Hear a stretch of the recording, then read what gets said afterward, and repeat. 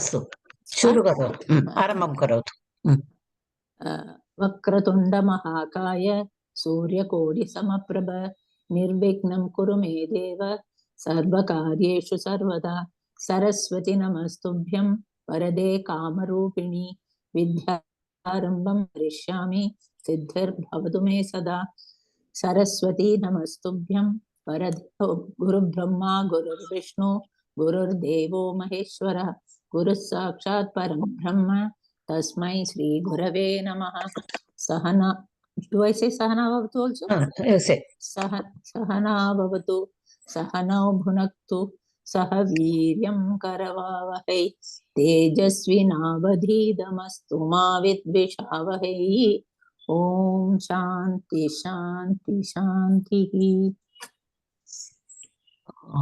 प्रार्थना slides, are you able to see? No, not yet. No, one second.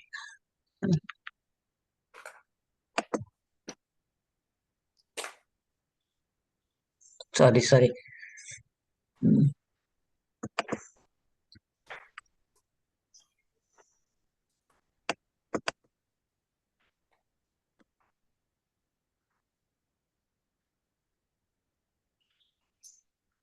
Now what do you see? Yes. Now we can see. Yeah. Okay. You Veena Bhagini Bhavati Patatu Gururev Gatir. Gururev Gatir Gurumeva Bhaje Guruneva Sahasmi Namo Gurave Na Guroho Paramam Shisharasmi Guroho Matirasti Guru Mama Pahi Guru. Astu. Mahodaya, you have to zoom it or you are not able to see? Small. Yeah. Okay. Yeah. Okay. Yeah. Thank you. Okay, now it's fine. Okay. So next one. So this is the meaning. Okay. One of your Veena Bhagini Bhavati Patatu. Guru is my only refuge. I worship only the Guru. I am always with the Guru. Salutations to the Guru. There is nobody higher than the Guru. I am a child of the Guru. My intellect is fixed on Guru. O Guru, protect me. The verse uses all the Ekavachana Rupas of all 8 Vibhaktis of the Guru Shabda. Guruhu, Gurum, Guruna, Gurave, Guroho, Gurau, He Guru. That is the beauty of this shloka. Astu.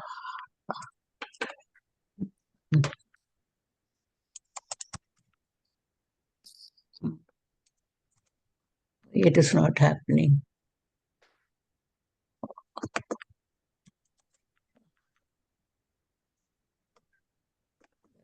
Other prarthana shloka you are not able to see in that, no? Sanskritasya. Yeah. Patami Sanskritam. Tad na drishyate na tatra screen madhye? Na drishyate. Na drishyate. Ekanimisham. Na janami. Kimartam.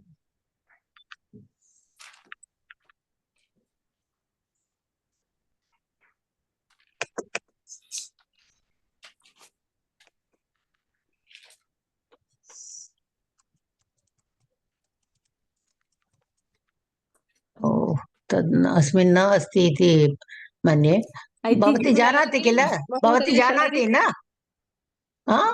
भवती जानाति न तत् श्लोकम् I think Chitra Mahodaya knows. Chitra Mahodaya भवती जानाति न I know. Patami nityam padami samskritam sada dhyayami samskritam samyak Vande Samskritamataram Samskritasya krite jivan Samskritasya krite yajan Atmanam agutam manye Vande Samskritamataram Samskritasya prasaraya Naijam sarvam dadamyaham Samskritasya sada bhakto Vande Samskritamataram. अस्तु गतकक्षायां वयं शानच् प्रत्ययस्य परिचयं कृत्वा अभ्यासमपि कृतवन्तः इदानीं screen share करोमि एकनिमिषम् किम्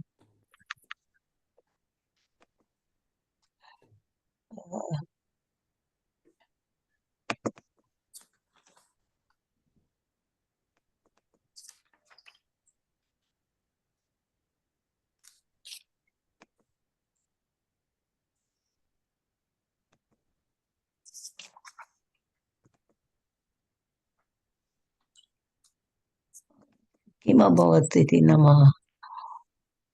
न दृश्यते न? I will not able to put my video on. Mrinalini, she mentioned, I will not be able to put my video on in the Kakshaya today. Please consider. तद् आवश्यकं भवति वीडियो has to be किम् अभवत् इदानीम् अहं न जानामि किम् अभवत् इति. Yeah. Now it's good. You can see all the slides. But only thing you have to zoom it. Now I think you have to go the slideshow or something. Yeah, I'm slowing.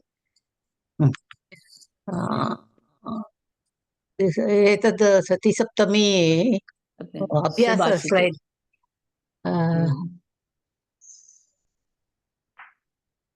एकनिमिषम्. Something you न एतत् सतिसप्तमी इति भवत् न? तद् न.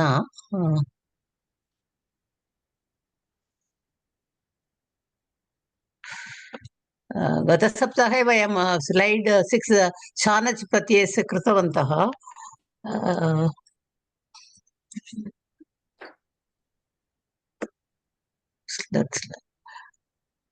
इदानीं शानच् 7th slide we will see. Okay.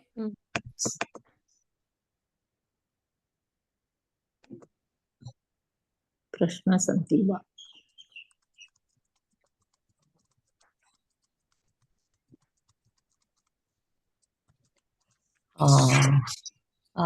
Mrinalini video आवश्यकं भवति एव.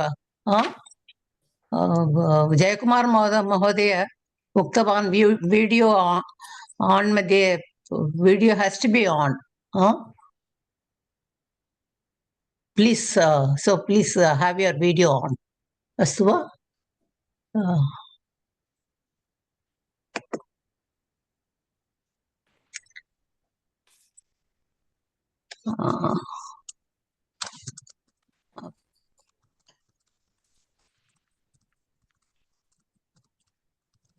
एकनिमिषम्. आरम्भ.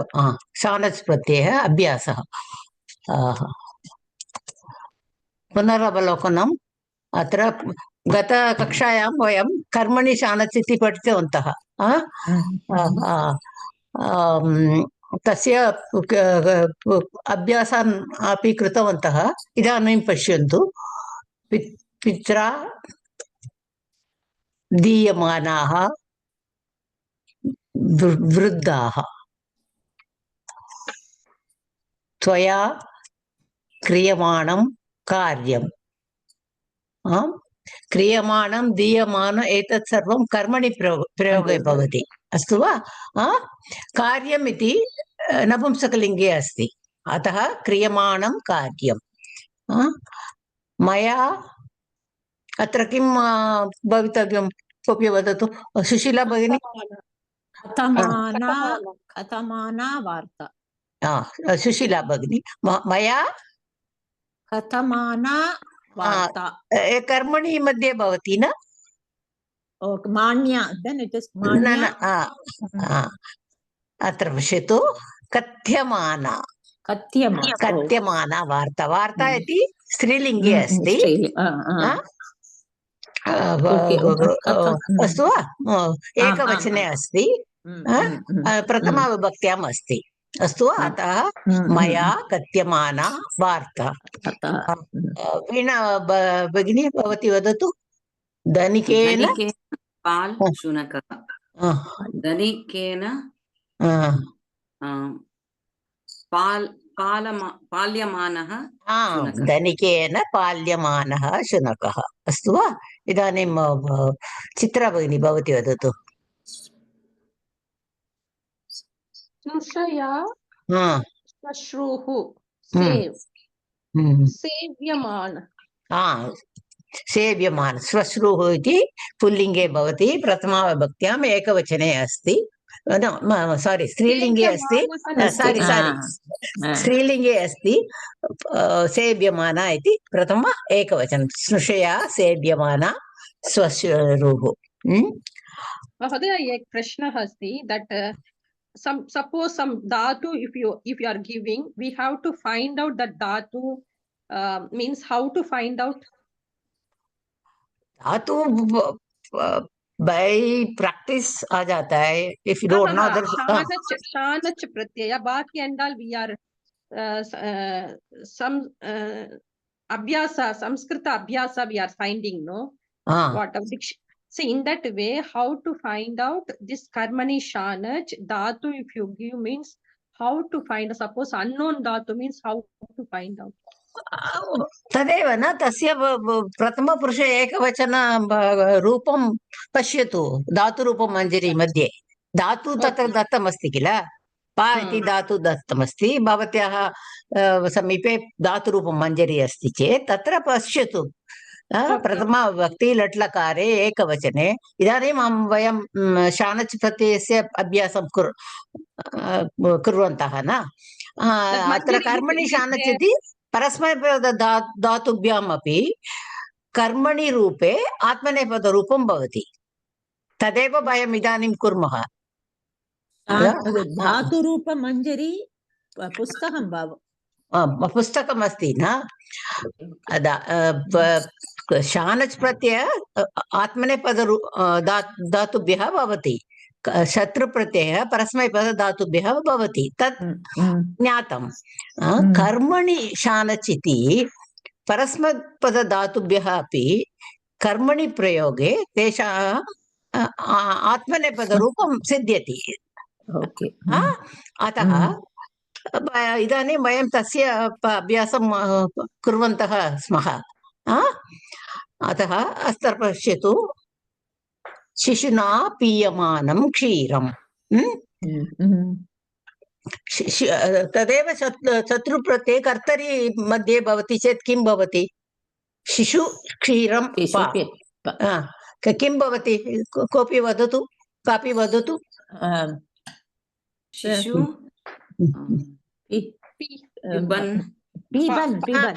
क्षीरं पिबन् क्षीरं पिबन् शिशुः शिशु क्षीरं पिबन् अस्ति किमपि भवति यतः पा इति परस्मैपदधातु परन्तु अत्र कर्मणि प्रयोगे तस्य आत्मनेपदरूपं सिद्ध्यति अतः कर्मणि शानच् इति उक्तमस्ति अस्तु वा बालकैः पुष्पं इदानीं सुशीला भगिनी भवती वदतु जिग्र्यमाणं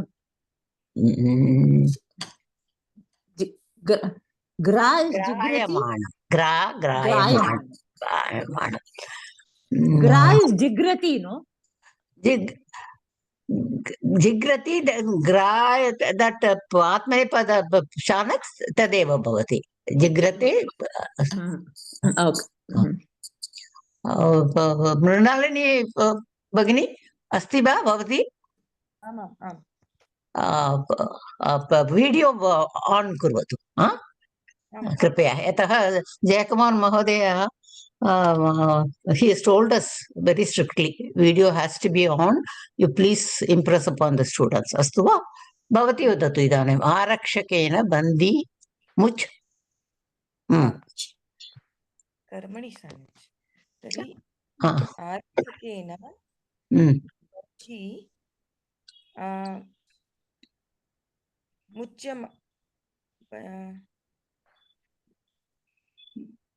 आरक्षकेन बन्धी मुच्यमानः वा मुच्यमानः बन्दी इति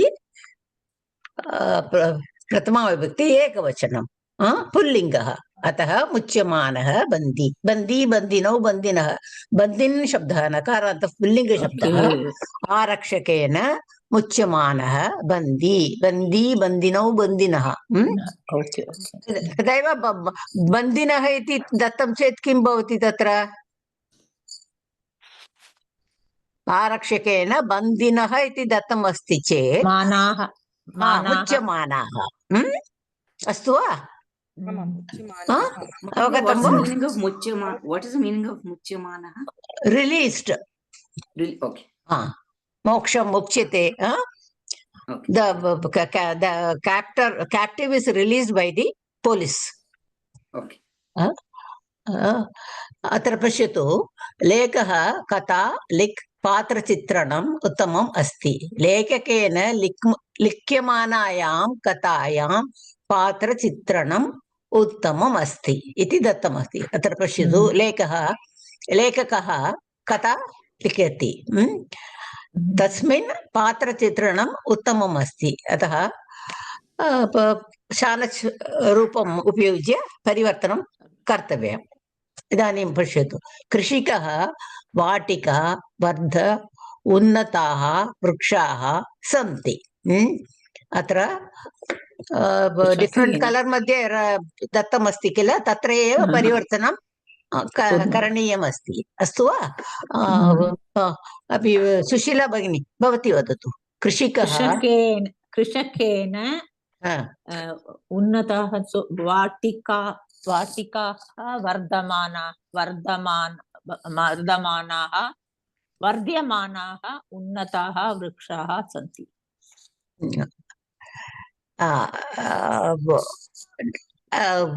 you just try to see what it तत्र किं दत्तमस्ति कृषिकः वाटिका वर्ध उन्नताः वृक्षाः सन्ति उन्नताः वृक्षाः कुत्र सन्ति वाटिका कुत्र न उन्नताः वृक्षाः सन्ति see you have to join both the sentences so look at the previous sentence lekah katha lek पात्रचित्रणम् उत्तमम् अस्ति कुत्र पात्रचित्रणम् उत्तमम् अस्ति तत्र विभक्तिका पात्रचित्रणम् इस् द्वितीया विभक्ति तत् सा प्रथमा विभक्ति परन्तु when you join the sentences लेखकेन लिख्यमानायां कथायां पात्रचित्रणम् उत्तमम् अस्ति अतः तत्र विभक्ति का षष्ठी बहुवचनं षष्ठी वा न लिख्यमानां लिख्यमानाम् इस् द्वितीया देन् लिख्यमानायां कथायां so लतायाम् is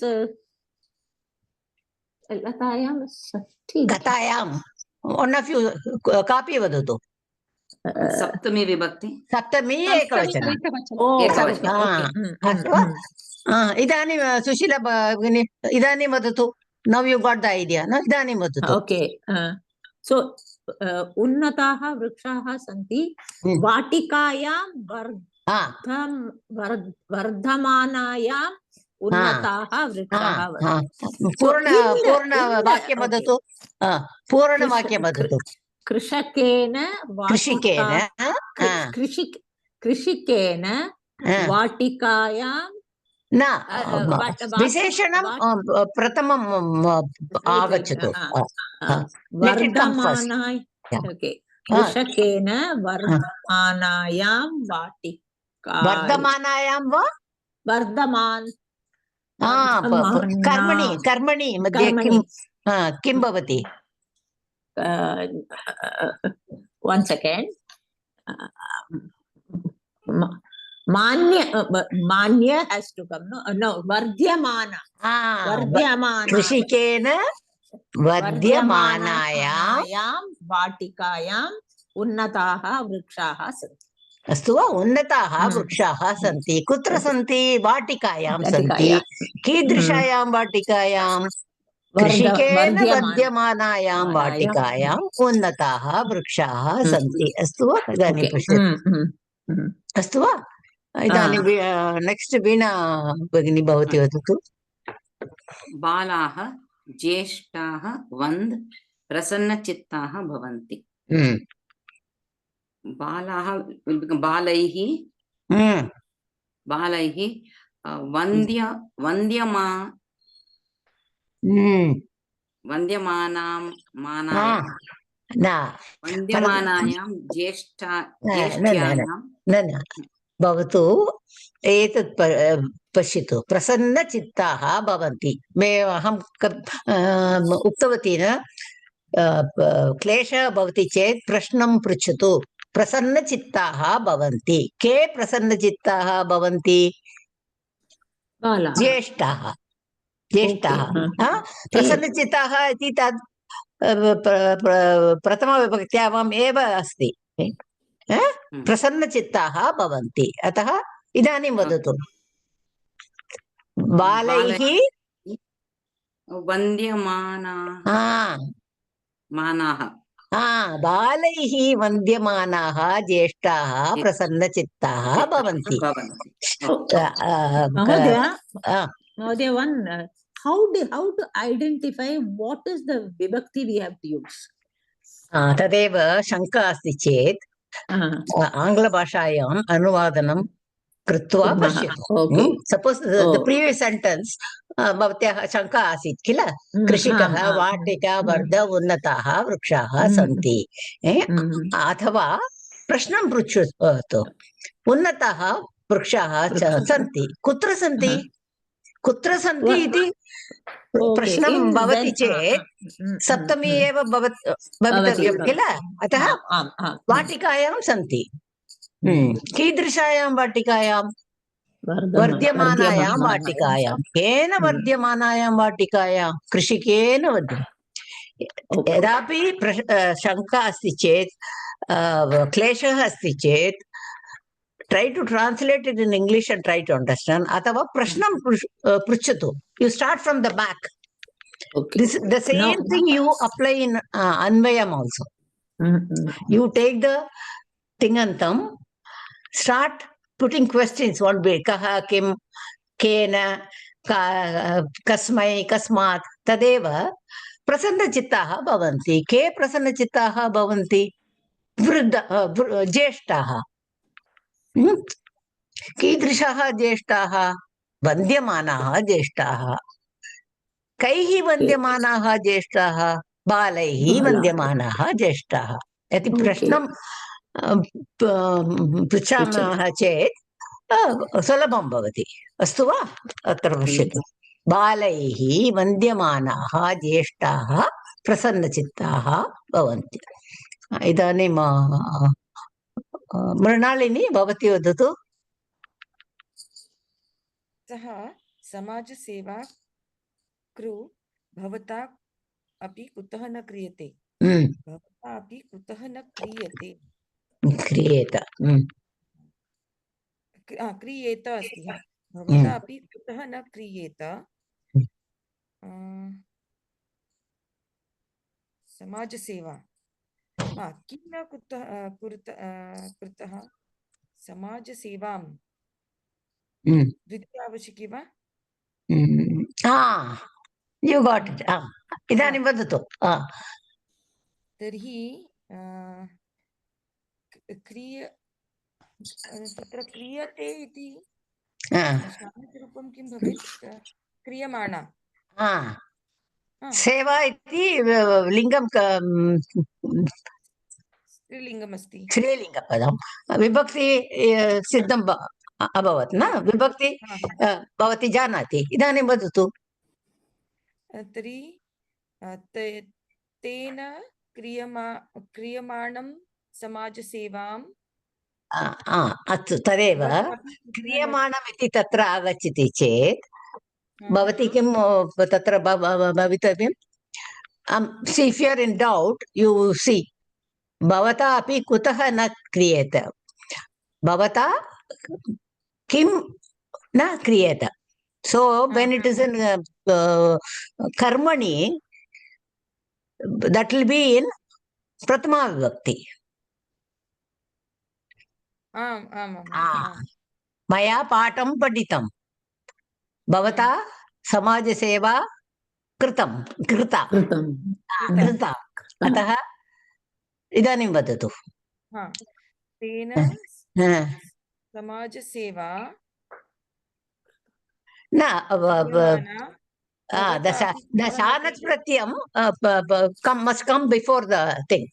It comes as a visheshanam tatra. Astu va? Vadyamanaha jeshtaha vadyamanayaam vatikayam iti shanach pratyaya prathama agachyatu. Samajaseva tasya puratah agachyatu.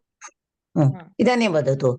Tena क्रियमाणा समाजसेवा भवता अपि कुतः न क्रियेत तेन क्रियमाणा समाजसेवा भवता अपि कुतः न क्रियेत अहं समाजसेवां करोमि कर्तरि मध्ये भवति मया समाजसेवा कृता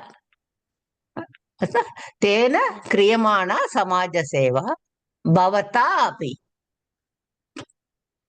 इदानीं पश्यतु सः समाजसेवा भवान् कुतः न करोति इति प्रश्नम् अस्ति चेत्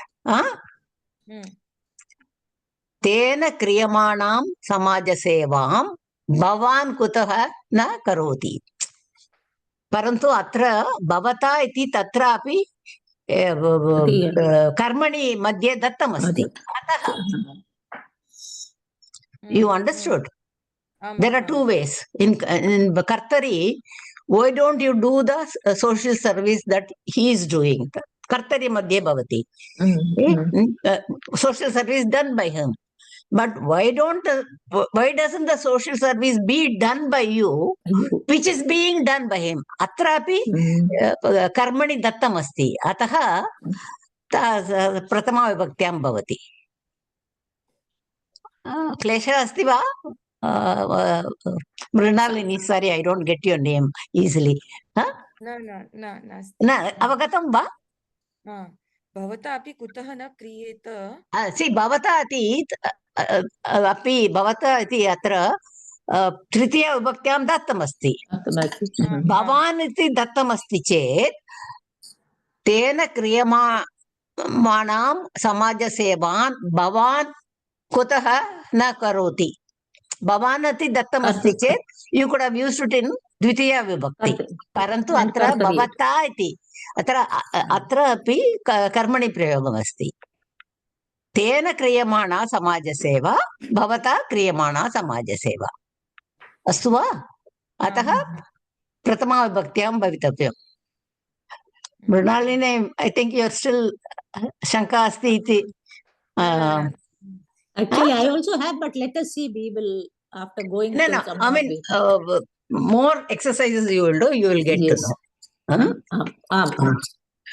इदानीं चित्रा महोदय अस्ति चित्रा माता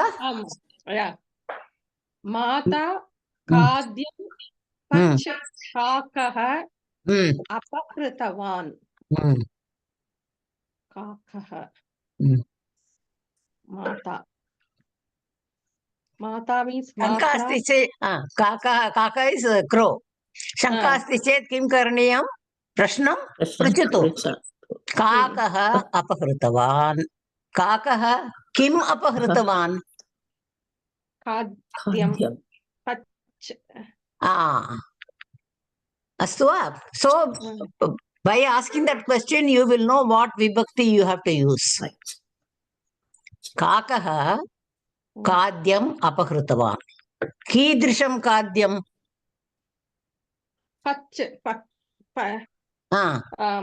पचमानं खाद्यं कर्मणि मध्ये किं भवति कर्मणि मध्ये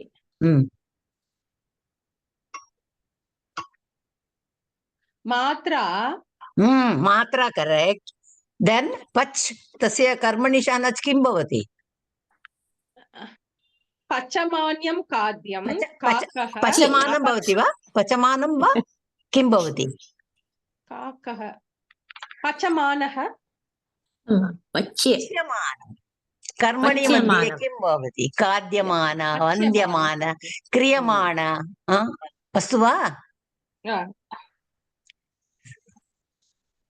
तदेव प्रश्नं पृच्छामः चेत् सुलभं भवति। काकः अपहृतवान्, तदेव प्रथमं पश्यतु। काकः किम् अपहृतवान्? काकः खाद्यम् अपहृतवान्। कीदृशं खाद्यं? पच्यमानं खाद्यम् अपहृतवान्। केन पच्यमानं खाद्यं? मात्रा पच्यमानं अतः from the back you start asking questions if you are in doubt.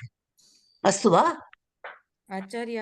अत्र महोदये कर्मणि वाक्यमस्ति वा कर्तरि वाक्यमस्ति? न न, काकः अपहृतवान् कर्तरि, खाद्यं पच्यमानं तत् कर्मणि मध्ये अस्ति। अतः that is why U R getting confused. C it is a mixed. काकः अपहृतवान् तत् कर्तरि वाक्यं, परन्तु पच् खाद्यं मात्रा पच्यमानं खाद्यं। The crow stole the food cooked by the mother. Crow stole kartari. Food cooked by mother is karmani, shanach.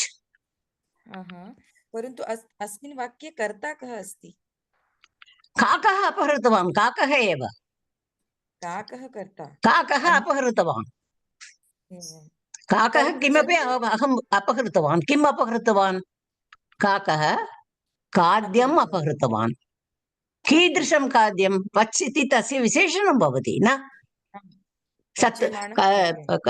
शत्रुसानच् न विशेषणरूपेण उपयुज्यन्ते तत्र।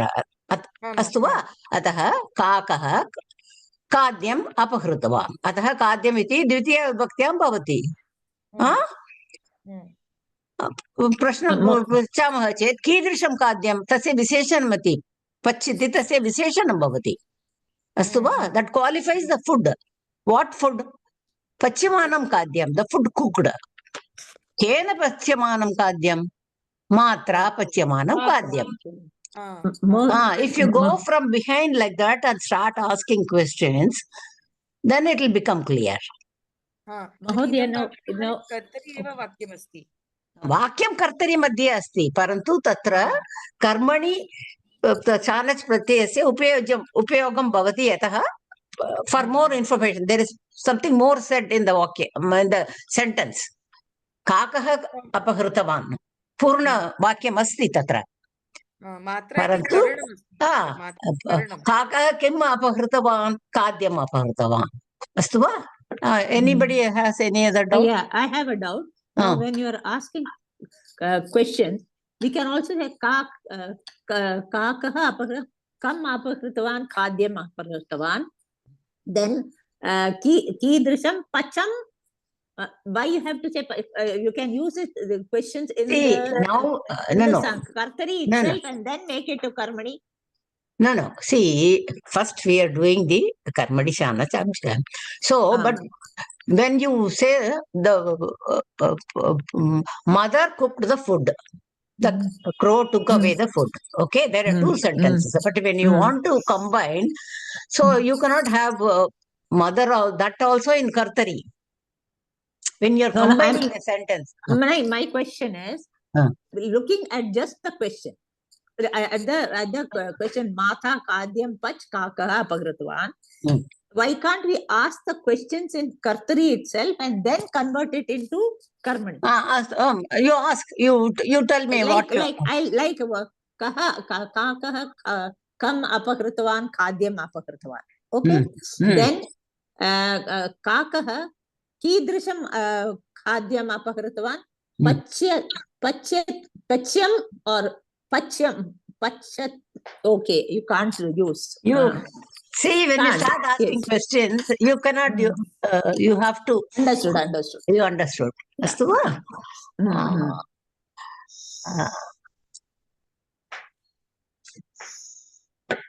इदानीं सुशीला भगिन्याः turn. सुशीला भगिनी भवती वदतु। आकाशवाणी वार्ता प्रसार मया प्रतिदिनं श्रूयते। मया प्रतिदिनम् is already कर्मणि।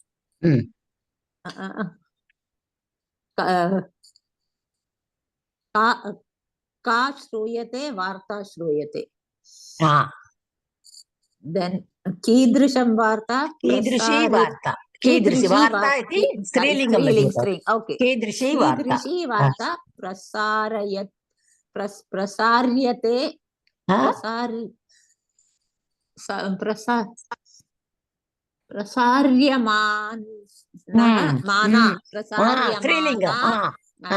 प्रसार्यमाना वार्ता श्रूयते।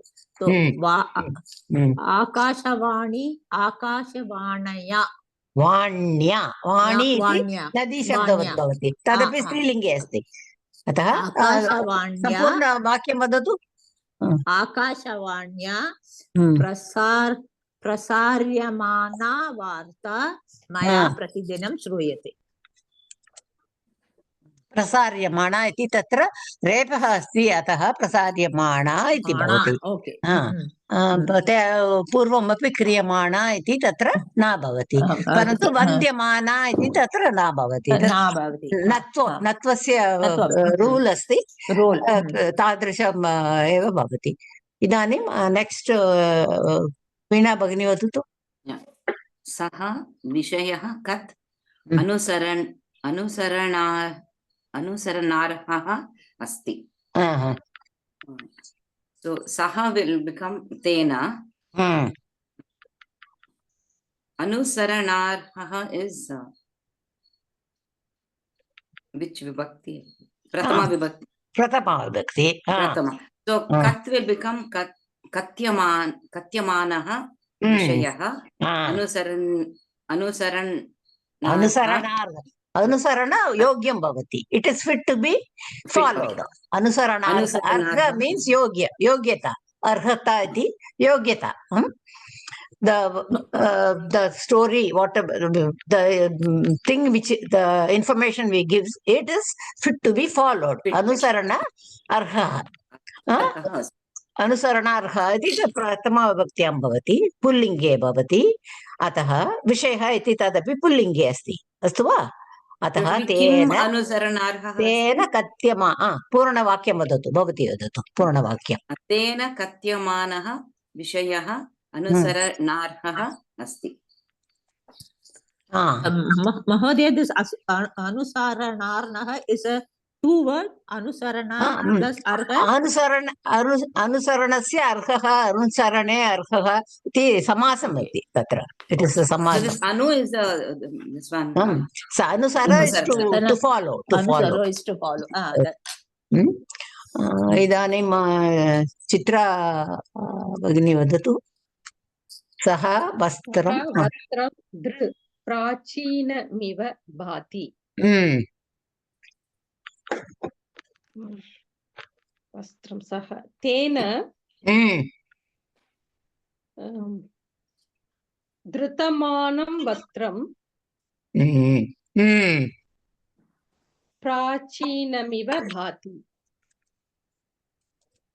ध्रियमाणं तेन ध्रियमाणं धरति ध्रियते ध्रियमाणं तत्र। अस्तु वा? धरति ध्रियते, आत्मनेपदे ध्रियते इति भवति, ध्रियमाणम्। अर्थः किं? वाक्यस्य अर्थः wearing dress. प्राचीनमिव भाति means very purana type, old.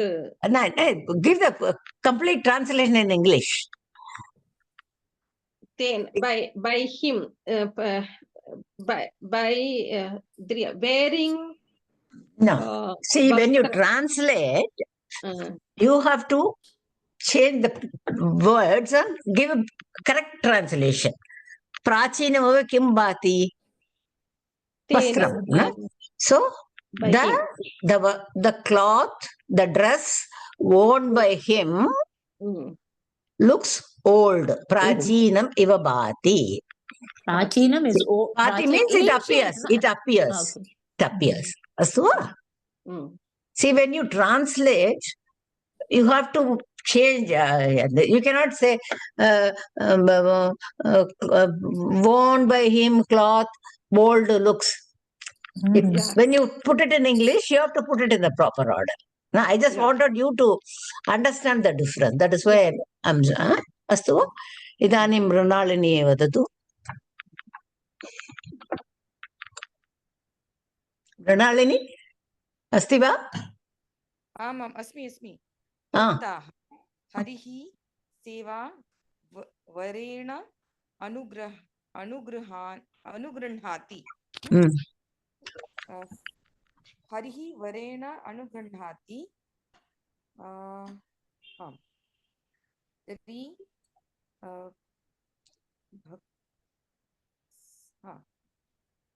हरिः सेवा कः अनुगृह्णाति? हरिः अनुगृह्णाति। कीदृशः हरिः? प्रश्नं पृच्छतु। कीदृशः हरिः? सेव्यमानः हरिः। इदानीं तर्हि भक्तैः सेव्यमानः हरिः वरेण अनुगृह्णाति। भक्तैः सेव्यमानः हरिः वरेण अनुगृह्णाति। अस्तु वा?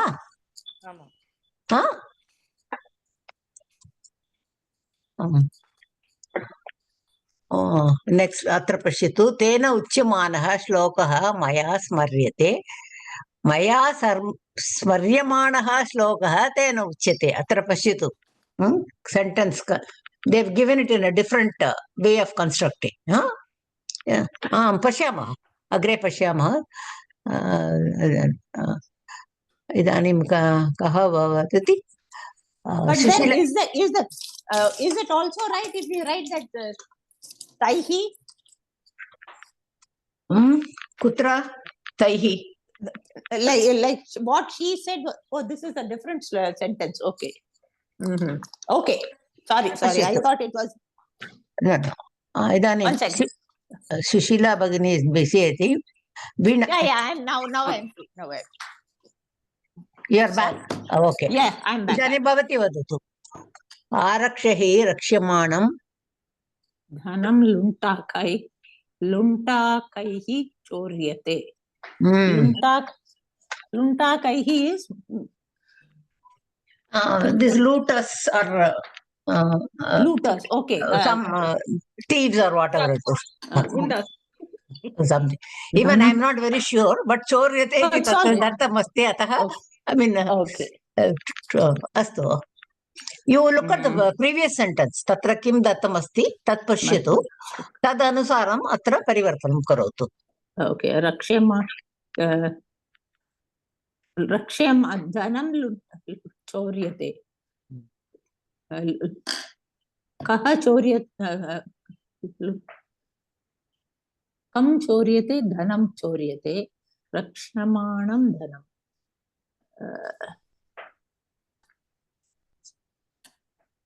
तेन उच्यमानः श्लोकः मया. So they have just changed this words. That's all. Uchyamana shloka, smaryamana loka. They have. Smaryate has become smaryam. Choryate has only to be used. Arakshakaihi choryamanam. Arakshakaihi choryamanam na. Luntakaihi choryate. Arakshakaihi luntakaihi choryamanaihi.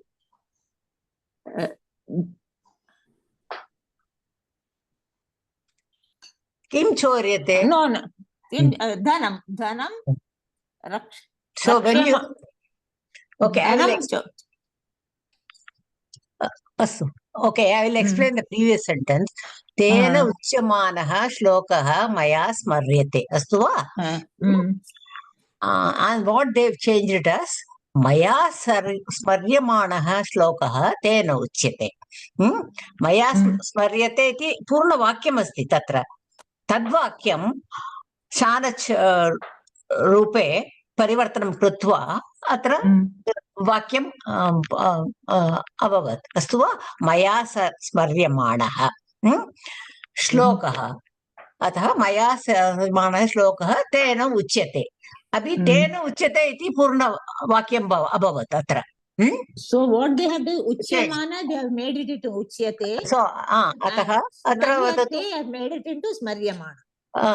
So अतः अत्र पश्यतु अस्मिन् वाक्ये लुण्टाकैः धनं चोर्यते चोर्यते पूर्णवाक्यमस्ति आरक्षैः रक्ष्यमाणम् इदानीं परिवर्तनं कृत्वा वदतु लुण्टाकैः चोर्यमानैः will become चोर्यमानैः कथं तृतीया it has to come चोर्यमानं धनम् ओके चोर्यमानं धनं चोर्यमानं धनं लुण्टाकैः आरक्षकैः रक्ष्यते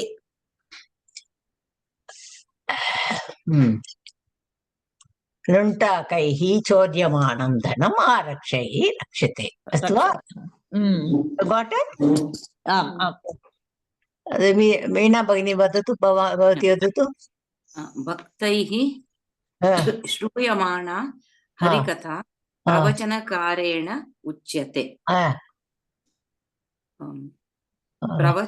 so it will become प्रवचनकारेण उच्यमानः उच्यमाना हरिकथा भक्तैः श्रूयते अस्तु वा प्रवचनकारेण उच्यमाना हरिकथा भक्तैः श्रूयते नेक्स्ट चित्रा भगिनी भवती वदतु गुरुना बोध्यमानः ग्रन्थः छात्रैः अधीयते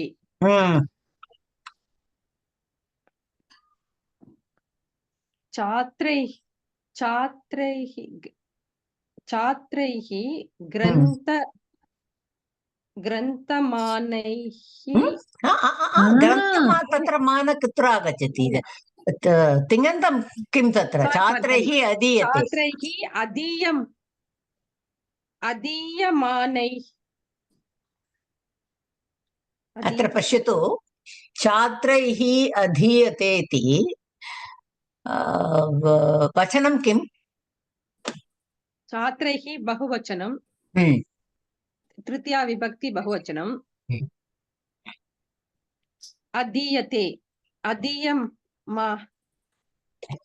अस्तु इदानीं वदतु अधीयमानः मानः अधीयमानाः वदतु पूर्णवाक्यं वदतु अनन्तरं वयं पश्यामः छात्रैः अधीयमानः ग्रन्थः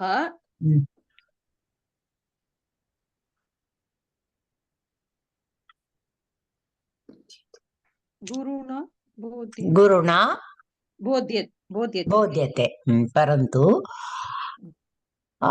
अधीयते इति तस्य कर्तरि लट्लकार प्रथम पुरुष एकवचनं किं भवति अधीते इति भवति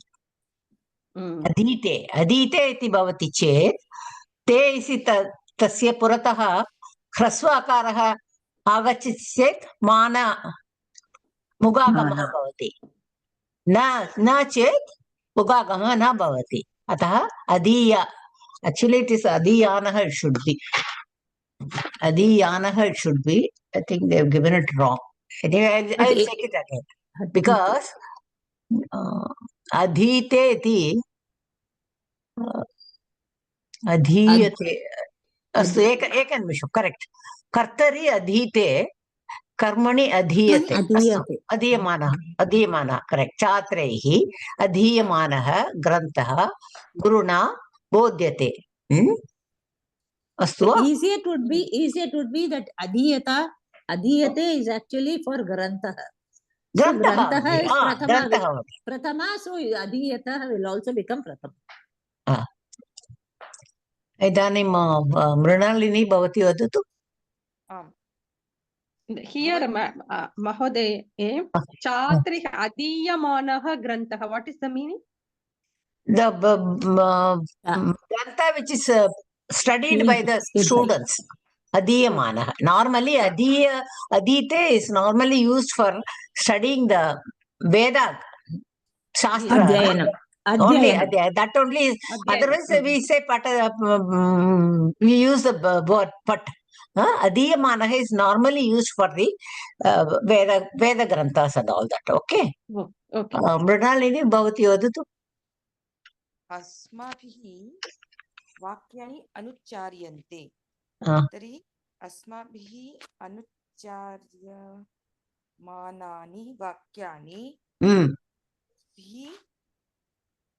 रच्यते भवद्भिः भवद्भिः रच्यते रच्यते वा तत्र वचनं किम् बहुवचनमस्ति न हा तर्हि रच्यते रच्यते रच्यन्ते your audio is very low. I'm not able to hear fully. Okay. अस्माभिः अनुच्चार्यमाणानि वाक्यानि भवद्भिः रच्यन्ते. अवगतं वा? Is it clear? I mean, yeah, but you have to really work some more. Now, My chance. Sushila, your chance. Asmabihi क्रियमाणानि कार्याणि जनैः श्लाघ्यन्ते. जनैः श्लाघ्यन्ते. So, कार्याणि will become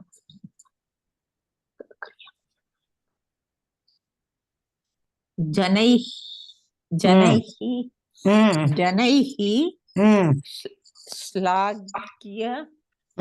श्लाघ्यमानैः no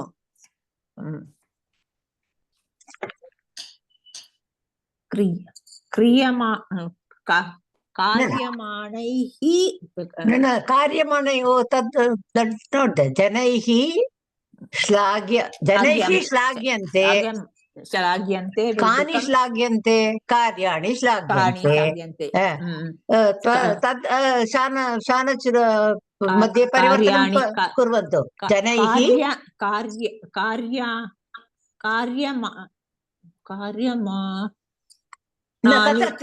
तत्र तिङन्तं किं श्लाघ्यन्ते न तस्य एव परिवर्तनं करणीयं तस्य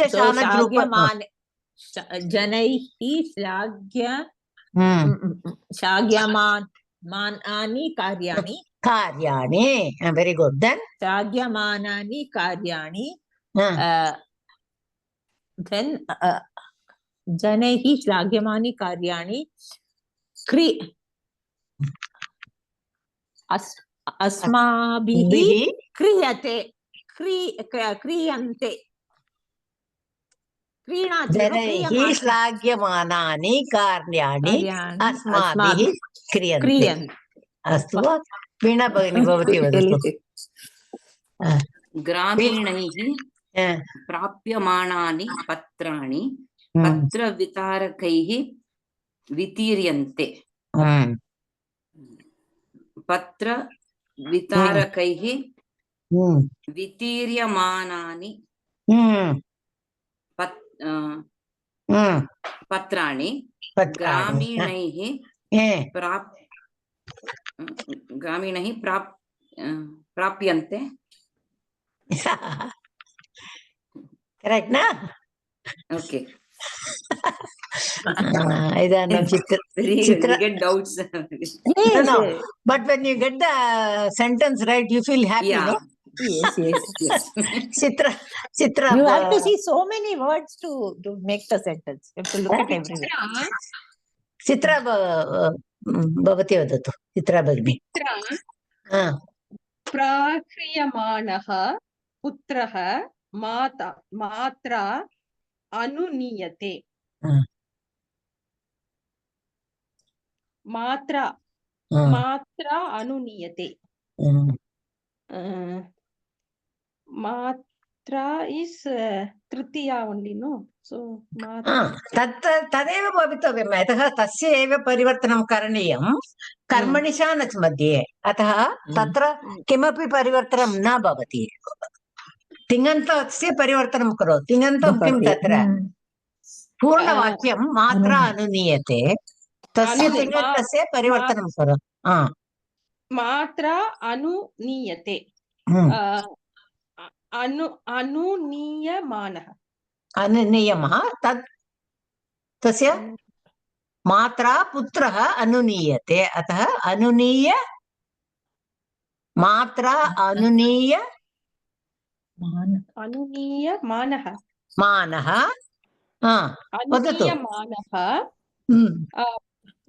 पित्रा हाँ, प्रह्रिय कः मात्रा अनुनीयमानः कः पुत्रः मात्रा अनुनीयमानः पुत्रः अग्रे वदतु पित्रा प्रह्रियमाणः न तत्र पूर्ण तिङन्तं तत्र पूर्णवाक्यं भवतु पित्रा प्रह्रियते प्रह्रियते अस्तु वा मृणालिनी आं भगिनि मालाकारेण ग्राम्यमाणः भवत्याः volume can you make it slightly more because I'm not able to hear the rest I'm able to hear वदतु मालाकारेण ग्रथ्यमानाः मालाः जनैः स्वीक्रियन्ते जनैः स्वीक्रियन्ते मालाः जनैः स्वीक्रियन्ते तर्हि स्वीक्रियमाणाः मालाः जनैः स्वीक्रियमाणाः मालाः जनैः स्वीक्रियमाणाः मालाः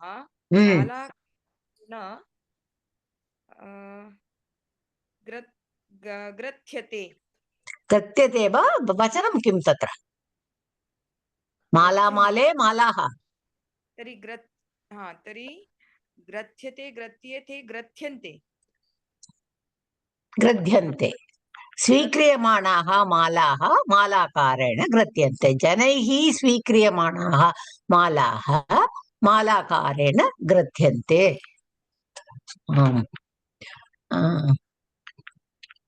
अत्र बालभैरवाष्टक श्लोकात् दत्तम् अस्ति सुशीला भगिनी भवतु पठतु देवराज सेव्यमान पावनांग्रि पंकजं व्यालयज्ञ सूत्रमिन्दु शेखरं कृपाकरं नारदादि योगी वृंद वंदितं दिगंबरं काशिकापुरादिनाथ काल भैरवं भजे.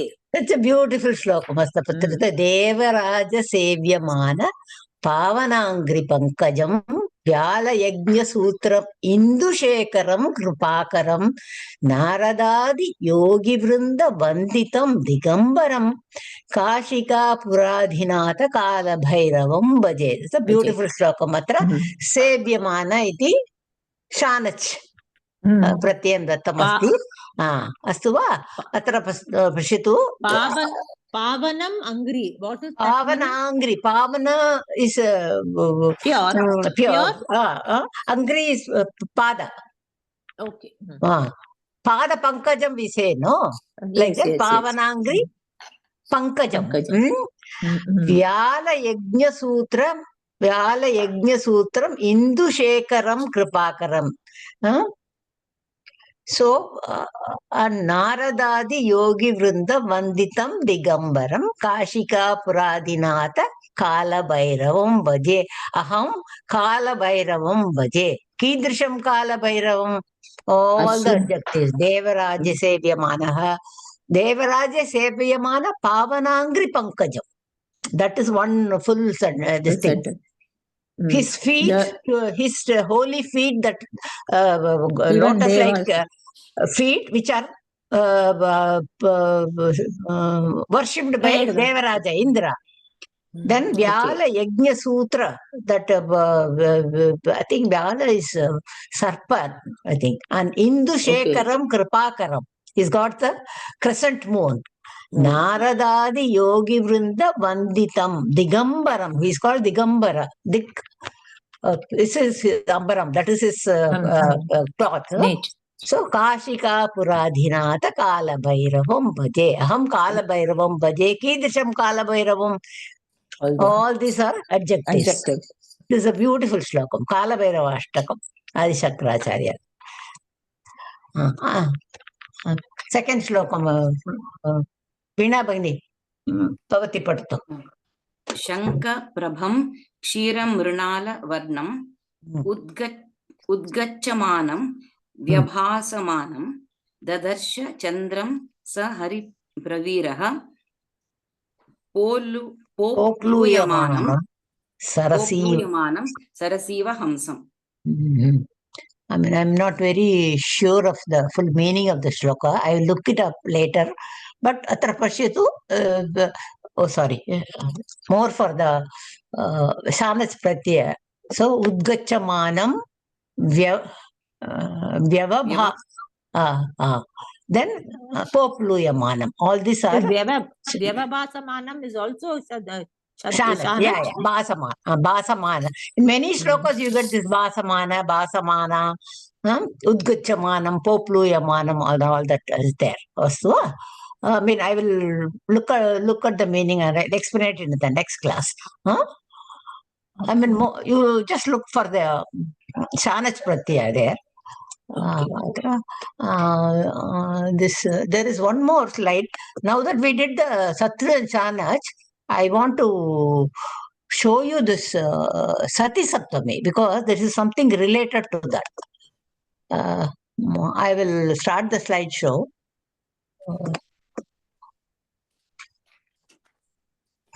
अस्तु वा? अत्र न दृश्यते न दृश्यते न दृश्यते अस्तु अस्तु एकनिमिषम्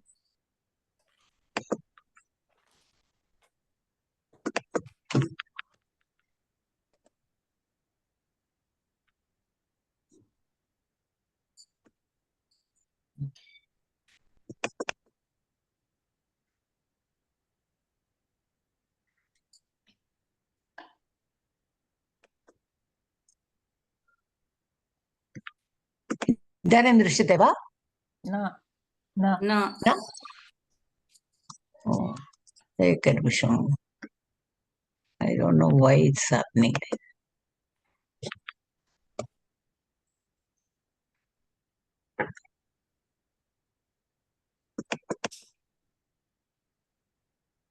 एकनिमिषम्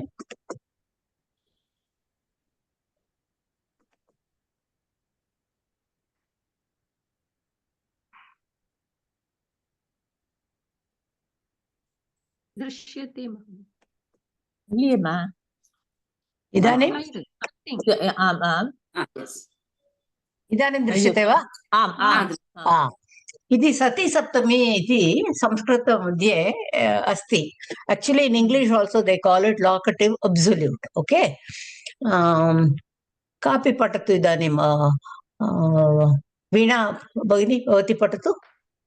सती सप्तमी और सत् सप्तमी एका क्रिया अन्यस्याः क्रियायाः कालस्य सूचिका भवति तदा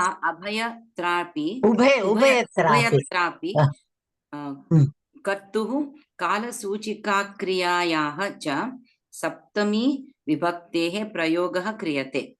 अस्तु वा? अत्र जस्ट लाइक शत्रु सानच प्रत्यय यत्र द्वे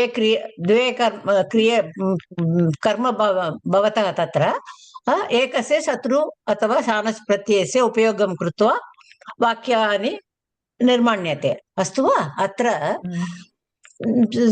something similar idea. One karyam is being denoted by the other karyam. When this happens, that happened. तादृशम्. अस्तु वा? अहम् अत्र पश्यतु, अहं पठितवान् आसम्, सः फलं खादति. अत्र अस्य अर्थः द्वे अपि क्रियाः तत्र भवतः क्रिया मम पठनं तस्य फलं खादनम्. अस्तु वा? अतः तत्र कथं भवति सति सप्तम्यां मयि पठितवती सति सः फलं खादति. सः फलं खादति. There are two kartas in this then? There are two kartas. That's what I'm trying to explain. अस्तु वा? मयि पठितवती सति सः फलं खादति.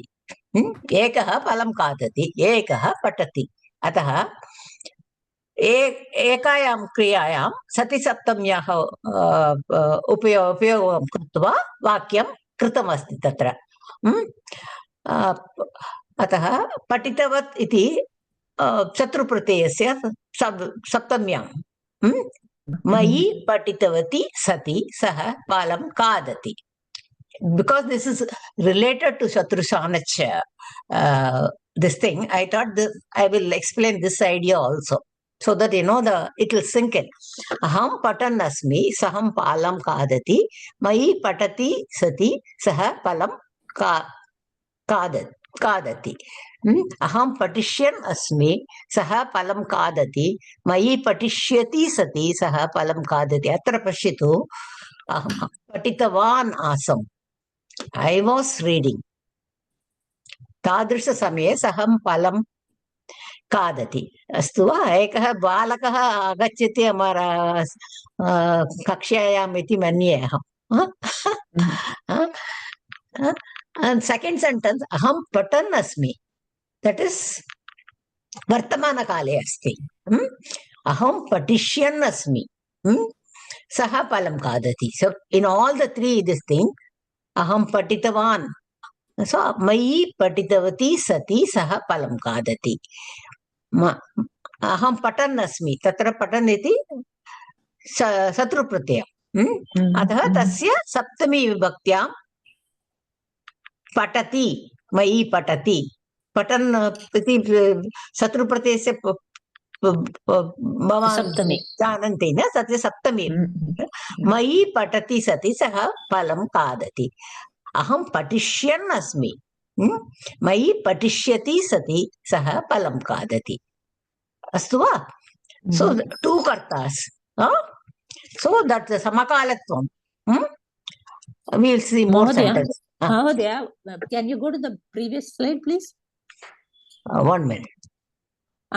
That means the one karyam is done by the Uttama Purusha and second by the Prathama Purusha. Is it that so? No, not like always. It could be anything. So when Ravana came, Sita got scared. So both are in Prathama Purusha. Atra udaharanartham idam dattam asti. हम पश्यामः. अग्रे अपि पश्यामः वाक्यानि. अत्र पश्यतु. मयि पठितवती सति सः फलं खादति. क्रिया लक्ष्यते. ज्ञाप्यक्रिया खादनं. ज्ञापकक्रिया पठनं. ज्ञापकभावः. पठनक्रियया खादनक्रिया ज्ञाप्यते. There is a relation. So two actions are being done. Astu va? Tadeva pashyatu. Kriya lakshyate. Eka kriya anya kriya lakshyate. Jnapya kriya kadanam. Purna vakyam. Saha palam kadati iti. That is understood. But at the same time, something else is indicated. Jnapaka kriya. खादनसमये किमपि अन्यत् कार्यम् अभवत्. तत् कार्यं कीदृशत् कार्यं? मया पठनकार्यं. तत्र किमपि सः फलं खादति, सा पठितवती, सा अपि भवितुम् अर्हति. अत्र उदाहरणार्थं मयि अहमिति दत्तमस्ति. अस्तु वा? अतः फलं खादति इति ज्ञाप्यक्रिया. So by the Jnapya Kriya, Jnapaka Kriya is also indicated. So Jnapya, Jnapaka Bhavaha. Patana Kriyaya, Kadana Kriyaya, Jnapyate. Astu va?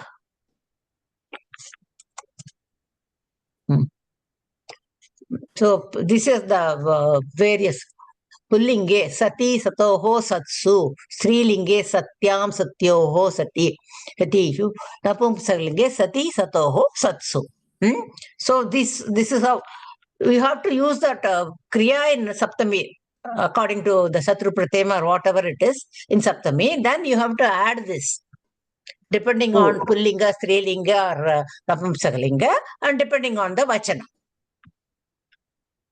So in the same manner you have add. Okay.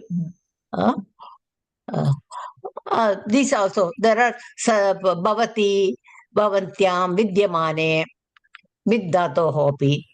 This I will again post it the group, and then we will, 1 minute, I will. Sati, तद्दृष्टमस्ति न सती सतोः. Then next we'll go to the, sorry, भवति, भवति भवतोः, भवत्सु, भवन्त्यां भवन्त्योः, भवन्तीषु, भवति भवतोः, भवत्सु. They are all Saptami only. All these are Saptami. All Saptami. That is why it is see the previous, that verb also, that Satru Pratyam or whatever it is, that also in Saptami. Depending, and whatever lingam, vibhakti, vachanam, that is, according to that, you have to add this. Astu va? That Bhajagovindam slokam is there. Bhajagovindam, Bhajagovindam, Govindam, Bhajamodamate, Samprapte, Sannihite Kale. Tatra Sati Saptami. Tatra Sati iti, that word is not given. Even without that, the sentence can be made. Samprapte, that is in Saptami. Sannihite Kale. Nahi nahi rakshati dukrin karne. Astu va? So, these are the various things you can add to the. Okay. Does it mean Saptami Vibhakti or nothing about Vibhakti is there? It is not Saptami Vibhakti. It is called Sati Saptami. That's all. No, but it is the Saptami Vibhakti. Saptami Vibhakti that is in the Saptami. That is when that is being done. So that is in Saptami Vibhakti only. Gatavati.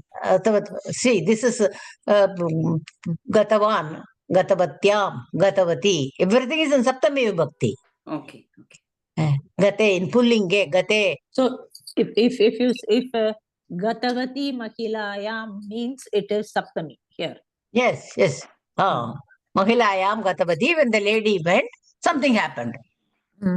So two works happen, and one karta is along with the kriya is in the Saptami. Yes, So these are the Sati Saptami Udaharane atra pashyatu. Yada Ramaha agatavan tada Dasaratah santushtavan. If you want to say it in Sati Saptami, Rame agatavati sati Dasaratah santushtavan. Dasaratah santushtavan. Kada? Yada Ramaha agatavan. So if you want to say it in Sati Saptami, Rame agatavati sati Dasaratah santushtavan. Atra pashyatu Rama Saptami Vibhaktyam asti, Agatavati, Agatavan iti, tasya Saptamyam asti, Sati isti, that is added. You can even say Rame Agatavati Dasharatah Santushtavan. Tadapi Vaktam Shakyate. Sati also you can add or you need not add. Parantu Rame Agatavati iti. Yada Rama Lakshmanau Agatau tada Dasharatah santushtavan. Atra kim bhavitavyam? Agatavatau. Rama Lakshmanau Agatavatau. Agatayoho tatra. Agatayoho. You have to. Saptame dvivachanam kim bhavati? Tatra sati iti tasya api saptame dvivachanam abhavat. Tatra pashyatu. Rama Lakshmanayoho. Rama Lakshmanavna. Rama Lakshmana also in Saptami. Agata is also in Saptami. Sat also in Saptami. See all the three. Yada Sita agachanti asti tada Dasharatah santushtavan. Kapi vadatu? Sitayam agachavanti. No. Agamyatam. Nadi iti Sita tasya saptami kim? Nadyam. Sitayaha saptami kim? Sitayam. Agatyam. Aga? Nadyam. Agatyam. No. Pratama agachati nadi. So, what will be saptami ekavasanam? Agachan Agachantyam. Okay. Hmm. Agachan. You have to first Then make it into the Shatru or Shanach and then make it to that Saptami. Agachantyam Satyam. Agachanti iti, you immediately take the Nadi Shabdam, Nadyam. So Agachantyam, only the last thing you change. Sita, make it to Saptami, Agachantyam Satyam. Previously I showed you the table, no? Atra pashyatu. Satyam. Okay. I'll post this slide in the slide. I didn't post it because I was not planning to take this, but since there was time, I thought I will, because it is related, sort of, that Shatru Shanach Prati.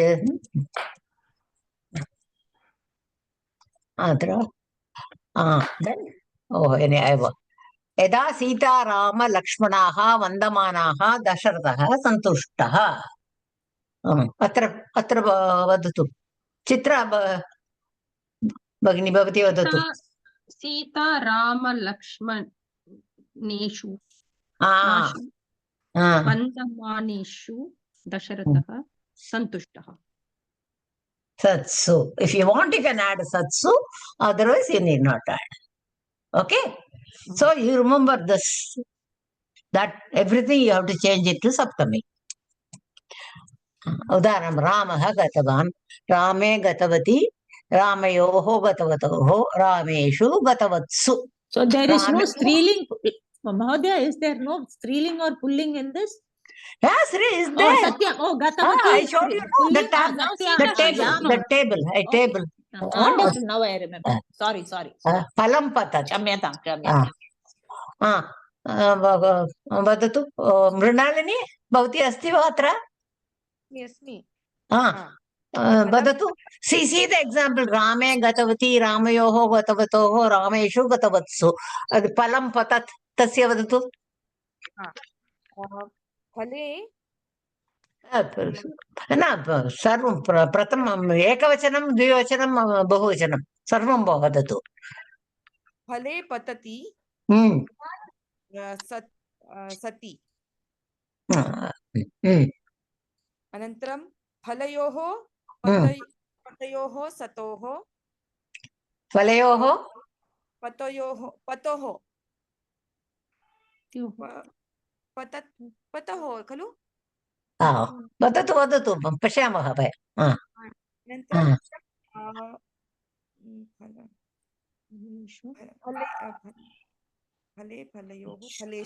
फलेषु पतत्सु. अत्र पश्यतु. फलयोः पततोः. फले पतति. फलयोः पततोः. फलेषु पतत्सु. शत्रुप्रत्यये वयं दृष्टवन्तः तत्. गच्छन्तः गच्छद्भ्यां. That you have to remember. You have to apply that here. अस्तु वा? अतः I thought I will teach along with this so that you will be able to relate. Patati patatyoho. Not patato. No, it is patatoho. Patati patatoho patatsu. Okay. You look at that this thing, okay? इदानीं सुशीला महोदय भवती वदतु. शिशु रुदन. शिशो गुरौ. So shishau rudati.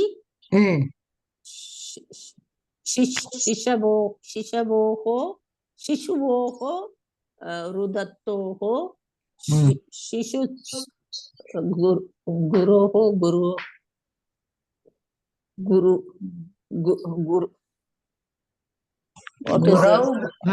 गुरौ गुरुवोः गुरुषु. So शिशुषु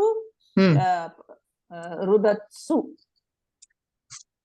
शिशौ रुदति. शिशोः रुदतोः. शिशुषु रुदत्सु. गुरौ गुरुवोः. I said Purushu. Shishvoho. Shishvoho. So you have to. Guruvoho. So Shishvoho. Astu va? Then Veena Bhagini bhavati vadatu. Balakah asat. Balakah hasan. Balakah will be balake balakoho balakeshu. Vadatu. Balake hasati. Balakayoho hasatoho balakeshu hasatsu. Balake hasati balakayoho hasatoho balakeshu hasatsu. Astu va? Chitra Bhagini bhavati vadatu. शिक्षकः शिक्षके शिक्षके लिखन् लिखन् लिखन् लिखन् नो लिखन् लिखतः लिखतः पूर्वतनवाक्यं पश्यतु न तथा बालके हसति इति अत्र अस्ति न अतः शिक्षकः लिखति शिक्षके लिखति शिक्षकः शिक्षकौ sorry one second शिक्षके लिखति शिक्षकः शिक्षयोः शिक्षयोः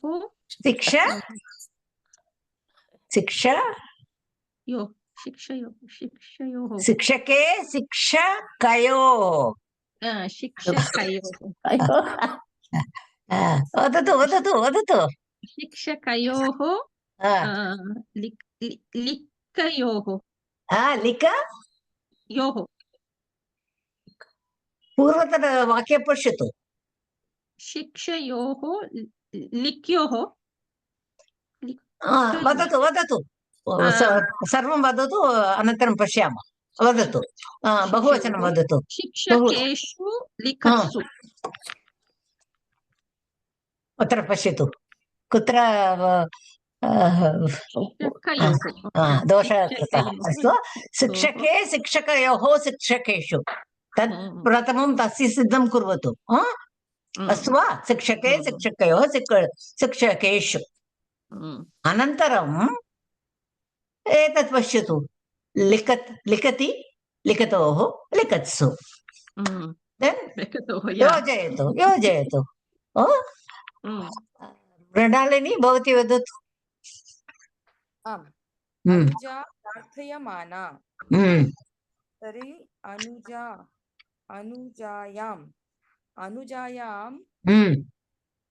प्रार्थमानायां अनुजायां प्रार्थयमानायां अनुजयोः प्रार्थयमानयोः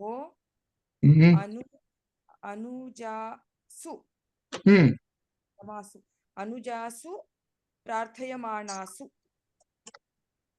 अनुजयोः अस्तु वा इदानीं सुशीला महोदय भवती वदतु सखी प्राप्ता सख्यां प्राप्तायां प्राप्तायां सख्यां प्राप्तायां सख्योः प्राप्तयोः सख्यासु प्राप्तयासु प्राप्तासु सखीषु प्राप्तासु फर्स्ट सखी सख्यां सख्योः सखीषु यू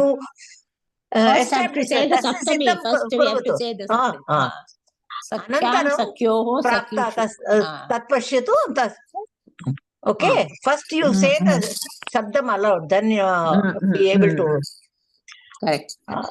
वीणा भगिनी भवती वदतु पर्णं पतत् पर्णे पतति पर्णयोः पततोः पर्णेषु पतत्सु मृणालिनी भवती वदतु शिशुः वर्धमानः तर्हि शिशौ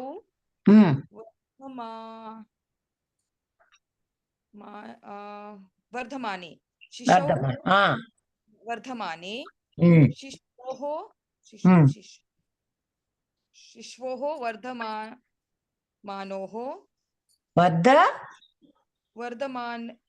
वर्धमानोः अस्तु वदतु वदतु वदतु पश्यामः बहुवचनं वदतु शिशुषु वर्धमाने वर्धमानयोः रामे रामयोः रामेषु वर्धमाने वर्धमानयोः वर्धमानेषु अस्तु वा वर्धमानेषु भगिनी प्रश्नः तत्र पूर्वम् अभिया प्रार्थयमाना तत्र प्रश्ने टङ्कन् दोषः अस्ति वा प्रार्थ्यमाना भवेत् वा तत्र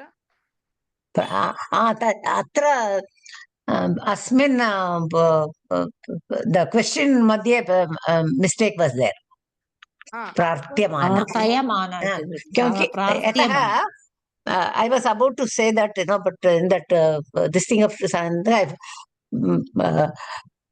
तत्र प्रार्थ्यमानायां there टङ्कन दोषः अस्ति. I will correct it in the question. अस्तु वा सुशीला भगिनी भवती वदतु कष्टम् अनुभूयमानम् कष्टं कष्टे कष्टयोः कष्टेषु कष्टे अनुभूयमाने कष्टयोः अनुभूयमानयोः कष्टेषु अनुभूयमानासु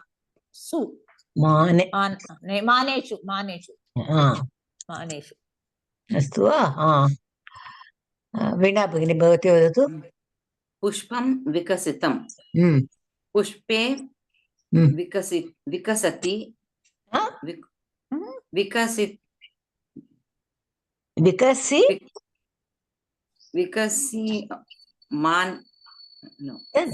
विकसितम् एव न अत्र विकसितं तस्य सप्तमी किं भवति तस्य एव सप्तमी भवितव्यं न पुष्पे विकसितं विकसिते तदेव नपुंसकलिङ्गं तस्य सप्तमी पुल्लिङ्गवदेव भवति न पुष्पे विकसिते पुष्पयोः विकसितयोः पुष्पेषु विकसितेषु अस्तु वा I think this second this thing we will take because Tavatu Pratyantam it's something different. We can't finish it now. We will take it up in the next class. I will post that slide in the group so that you can go through. Mahodaya, you will have to add my number also to the group. Yeah. I will give you the link. You join that group. Astu va? Mrunalini bhavati asti iti manye na group madhye? अस्तु I will give you the link Sushila Mahodaya bhavati api atra yojetu remember we will stop we will do this in the next class we will continue it in the next class ekनिमिषम् अस्तु वा mama suddenly my this thing goes कक्षा we will finish the class सर्वे भवन्तु सुखिनः सर्वे सन्तु निरामयाः सर्वे भद्राणि पश्यन्तु मा कश्चित् दुःखभाग् भवेत् ॐ शान्ति शान्ति शान्तिः हरिः ॐ श्री गुरुभ्यो नमः हरिः ॐ